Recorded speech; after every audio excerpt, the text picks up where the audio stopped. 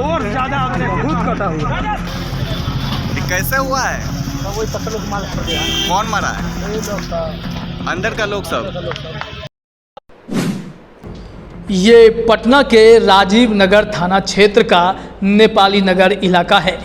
आप यहाँ पर जो तस्वीर और हालात देख पा रहे हैं कि कैसे 2000 की संख्या में पुलिस फोर्स तैनात कर दिए गए, फिर जेसीबी का काफिला गुजर रहा है और यह 17 जेसीबी वहाँ बने 70 घरों को तोड़ने के लिए तत्पर है। कई घरों को तोड़ा जा रहा है, जमींदोज किया जा रहा है। विरोध में लोगों का गुस्सा फूट पड़ा है और लोगों ने पुलिस पर हमला कर दिया है। इस मामले में सिटी एसपी भी घायल हुए हैं। आप पूरी तस्वीरों को देख रहे हैं कि पूरा विवाद इस तरह से है कि मामला अतिक्रमण से जुड़ा हुआ है और इसी अतिक्रमण को हटाने के लिए जब पुलिस वहां गई तो लोगों का गुस्सा भी फट पड़ा और उन लोगों ने पुलिस को भी खदेड़ना शुरू किया।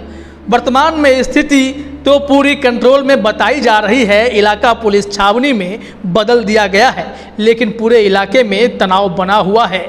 यहाँ लगभग 2000 से अधिक पुलिस बल की तैनाती कर दी गई है और कई बुलडोजर जो है और भी मंगाए जा रहे हैं। अब पूरी मामले जो है, पूरी कहानी जो है उसे ज़रा समझिए। यहाँ मकान तोड़ने की कार्रवाई हो रही है, लोगों का विरोध तो आप देख ही रहे हैं। दरअसल यह विवाद 1024 एकड़ जमीन से जुड़ा हुआ है। अब इस पर सैकड़ों की संख्या में घर बन चुके हैं। मैं यहाँ के लोग उप मुख्यमंत्री तारकिशोर प्रसाद से भी मिलने गए थे। लोगों ने उनसे मिलकर अपनी बात भी रखी थी। लोगों का कहना है कि जब घर बनाया जा रहा था उस समय रोका क्यों नहीं गया, बिजली का मीटर तक लगाया गया, सड़कें भी सरकार ने बनवा दी, फिर उस वक्त कहाँ थी सरकार, कहाँ था प्रशासन। जमीन से जुड़ा यह विवाद नया नहीं है, बल्कि वर्ष 1974 में ही यह विवाद शुरू हुआ था जो अब तक चल रहा है। आवास बोर्ड ने यहाँ 1024 एकड़ जमीन को आवासीय परिसर के लिए अधिग्रहित किया था, लेकिन अधिग्रहण में भेदभाव हुआ और मुआवजा का विवाद हुआ तो मामला कोर्ट में चला गया।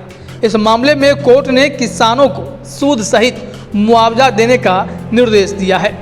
बिहार सरकार ने अवैध कॉलोनियों के विवाद को खत्म करने के लिए 2014 में नियमावली बनाई। इसे कैबिनेट से पास भी किया गया, लेकिन 7 वर्ष बीत गए और इस पर ठीक से काम नहीं हो पाया।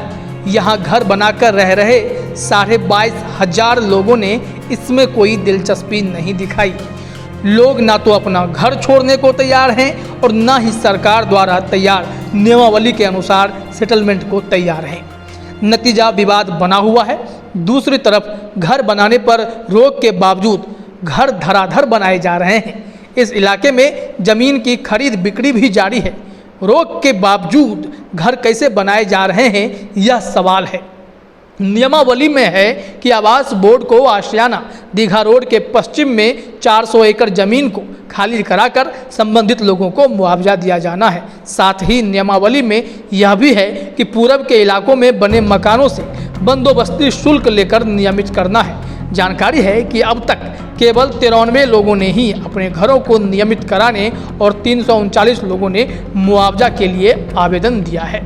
दीघा आवास समिति के महासचिव वीरेंद्र सिंह का कहना है कि एक्ट वर्ष 2010 में बना, उस समय यहाँ का सर्कल रेट 4.43 लाख रुपए था। वर्ष 2016 में इसे रिवाइज कर 27 लाख रुपए प्रति कट्ठा कर दिया गया। आवास बोर्ड सेटलमेंट के लिए सर्कल रेट का 25% मांग रहा है। बोर्ड को सेटलमेंट करना है तो 2010 के सर्कल रेट के आधार पर करे। बिहार राज्य आवास बोर्ड के एमडी धर्मेंद्र सिंह का कहना है कि चूंकि यहाँ एक ही जमीन के कई दावेदार हैं, रैयती किसान की जमीन है तो उस अनुसार वंशावली के आधार पर मुआवजा दिया जा सकता है। किसानों के द्वारा जमीनों को ट्रांसफ़र किया गया है और इस वजह से मुआवजा के लिए कागजात की जांच में दिक्कत हो रही है। आपको बता दें कि राजीव नगर दीघा की जमीन की रजिस्ट्री लोग वर्षों से कोलकाता या मुंबई से कराते रहे हैं, लेकिन आगे रजिस्ट्री भी बंद हो गई और लोग पावर पर ही जमीन की धड़ल्ले से खरीद बिक्री कर रहे हैं। आवास बोर्ड ने अधिग्रहित आवासीय भूखंडों को राजीव नगर थाना, पुलिस, रेडियो तार एजेंसी, CRPF, SSB, CBSE सहित कई एजेंसियों को आवंटित कर दिया। स्थानीय लोग इसे नियम के विरोध में बताते हैं। उनका कहना है कि आवास बोर्ड किसी आवासीय परिसर के लिए जमीन अधिग्रहित करता है और उन्हीं को आवंटित करता है। इसमें बताया जा रहा है कि एक आईएएस अफसर के कारण 1024 एकड़ में सैकड़ों मकानों का विवाद खड़ा हो गया है। उसकी भी कहानी हम आपको बता देते हैं।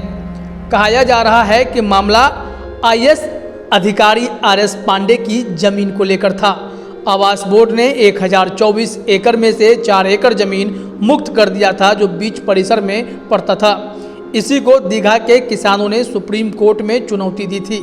दीघा के किसानों का कहना था कि जिस तरह एक आईएएस ऑफिसर का भूखंड अधिग्रहण मुक्त रखा गया है, उसी तरह किसानों की जमीन भी अधिग्रहण मुक्त की जाए, परंतु आवास बोर्ड किसानों की बात नहीं मानी और धीरे धीरे यह विवाद बढ़ता चला गया।